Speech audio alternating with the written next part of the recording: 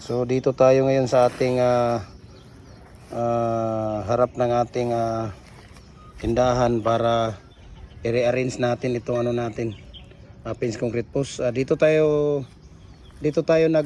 gumawa dahil hindi pa naman to nagbubukas yung tindahan natin dahil yung tawag dito hindi pa tapos yung kalsada. So ngayon dito tapos na itong culvert, hanggang papunta pa sila doon. So dito muna tayo gumagawa dahil marami tayong order sa pins concrete post. Ayan. So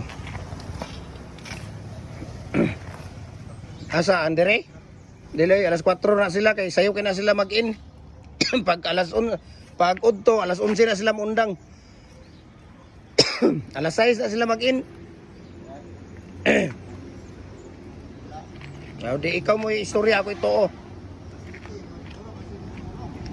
Undang pa lang sila Alas 11 na ilang undang.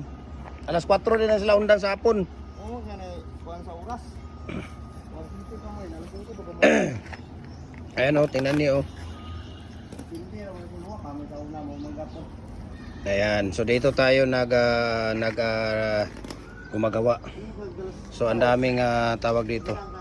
Dami nating pins concrete post.